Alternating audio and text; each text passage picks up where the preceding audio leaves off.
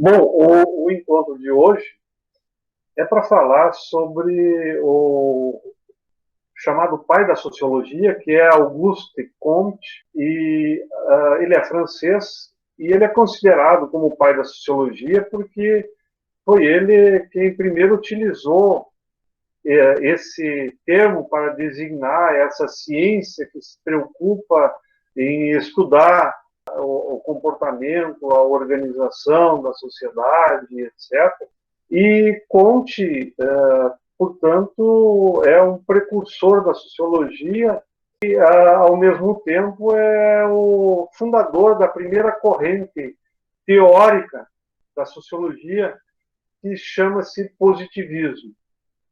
E o positivismo e a própria sociologia, ela surge diante do avanço das ciências da natureza, em particular das ciências biológicas. Essas ciências foram importantes para a consolidação na crença na razão humana em se conhecer a realidade, seja ela da natureza, quanto da realidade da sociedade, no caso da sociologia. E também essa corrente de pensamento denominada de positivismo e a própria sociologia, ela é consequência de um conjunto de transformações econômicas, ou seja, daquela passagem do modo de produção feudal para o modo de produção capitalista, que tem como um dos marcos a Revolução Industrial, que tem profundos impactos sociais. Além disso, tem um outro acontecimento importante, que é a Revolução Francesa e a independência dos Estados Unidos, que implica numa mudança nas relações de poder.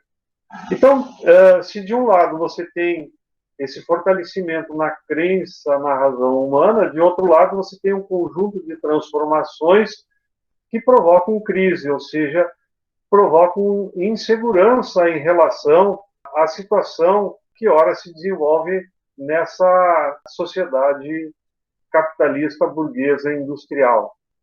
Ou seja, o advento da sociedade industrial vai fazer com que ocorra uma substituição. Por exemplo, se antes o conhecimento era delegado aos sacerdotes, agora são os cientistas que passam a ter esse papel. Ou seja, é preciso se pensar cientificamente sobre o que está acontecendo na sociedade, ou aquilo que está ocorrendo em termos da natureza.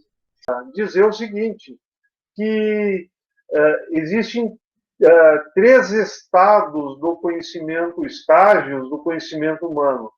O primeiro estágio, o estado, é o teológico, ou também chamado de fictício. E nesse estágio de conhecimento, os fenômenos eles são atribuídos a agentes naturais. Por exemplo, a tempestade seria explicado por um desejo divino. O segundo estado do conhecimento intermediário, o que ele chama de metafísico, que é esse período de transição ao feudalismo para o capitalismo, em que há uma substituição dos deuses por princípios abstratos. Então, a explicação, por exemplo, de uma tempestade, né, ela passa a ser explicada em razão de uma dinâmica do ar, enquanto que o estado positivo, aquele que procura responder, digamos, a descrição de como os fatos se passam, descobrir as leis que têm princípios universais que produzem essas transformações e esses fenômenos. Para ele, o momento agora é da sociologia contribuir com esse estado do conhecimento científico, e é com base nisso que ele vai buscar, né, o desenvolvimento dessa teoria sociológica positivista. Por quê? Porque ele está preocupado com a desordem, com uma espécie de anarquia, desorganização, de incerteza diante da confusão de princípios, já que aqueles dogmas que eram válidos à sociedade feudal agora passam a ser questionados, aquelas ideias de fundamento teológico, né, e até metafísico passam a ser questionadas e passa-se a exigir uma explicação científica. Então, a ciência, em especial a sociologia e a teoria positivista, busca, assim, contribuir com o fortalecimento desta nova ordem social, científica, industrial, que se contrapõe àquela ordem teológica militar do período feudal. Portanto, a sociologia e a teoria positivista deve fornecer um sistema de ideias científicas capaz de produzir esta reorganização da sociedade, contribuir para que os membros da sociedade compartilhem as mesmas crenças. E as ideias básicas do positivismo, elas são ideias que sofrem influência, ver as coisas como um organismo constituído de partes integradas. Ou seja, a sociedade é composta de partes, de órgãos, que cada um tem a sua função. E se cada um fizer a sua parte, né, nós vamos ter harmonia. Esse é o modelo reservado para a sociedade.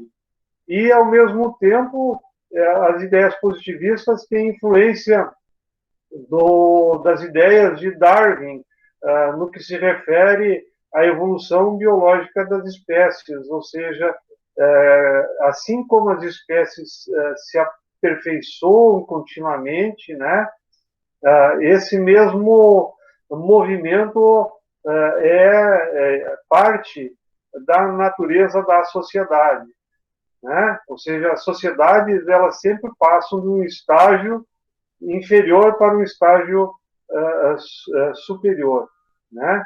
Então, para Comte, é importante, né, a sociologia estudar quais são as leis invariáveis de um fenômeno, né? Ou seja, ele parte, portanto, desse pressuposto, né, desta hipótese que a sociedade humana é regulada por leis naturais. Isto é, aquelas leis que não dependem da vontade e da ação humana, que são, portanto, da própria natureza da sociedade. Então, para ele, se trata de descobrir que leis são estas que regulam o funcionamento da vida em sociedade, já que elas são do mesmo tipo das ciências da natureza, ou seja, que elas independem da ação humana.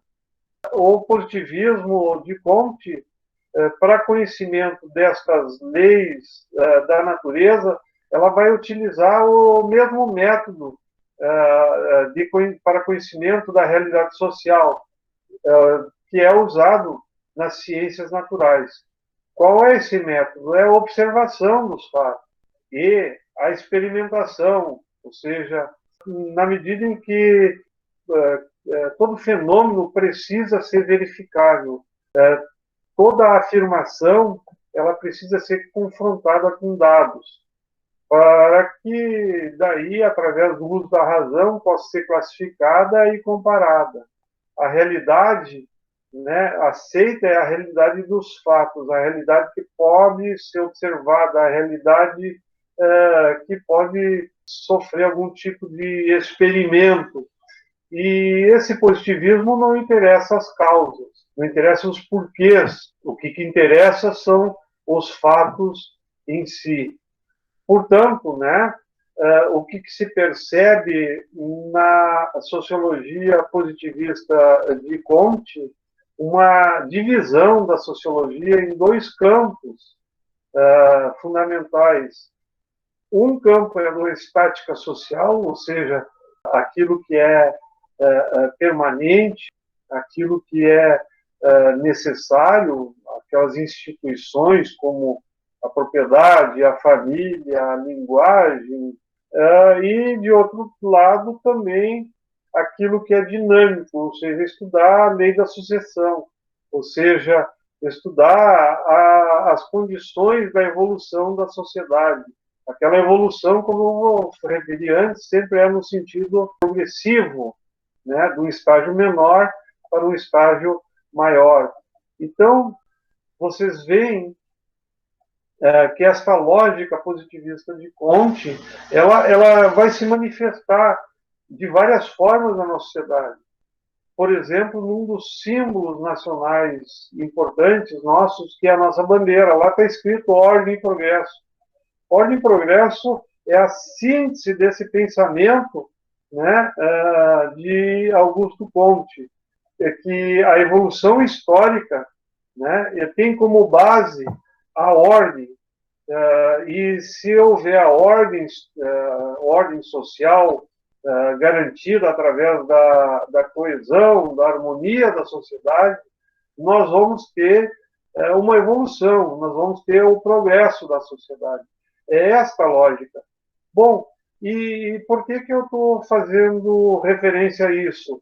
Porque se Comte analisa que a sociedade do seu tempo é uma sociedade em crise, que não compartilha dos mesmos valores, e é necessário assegurar a ordem social, o papel da sociologia para ele é contribuir para que esta ordem seja assegurada, para a superação dessa insegurança, dessa instabilidade, para que essa sociedade possa evoluir.